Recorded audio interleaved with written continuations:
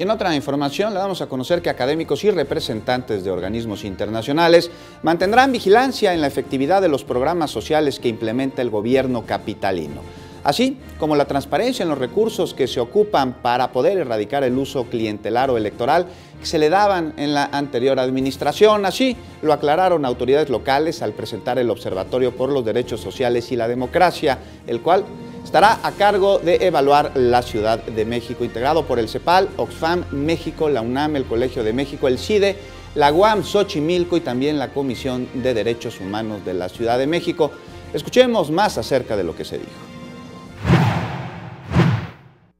Ahorita ya tenemos todo el proceso de revisión de reglas de operación de los programas, tanto del gobierno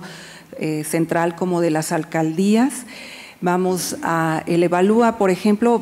les va a proporcionar una sistematización de los programas en términos de coberturas, tipos de beneficios que se están dando, población objetivo, población que es atendida.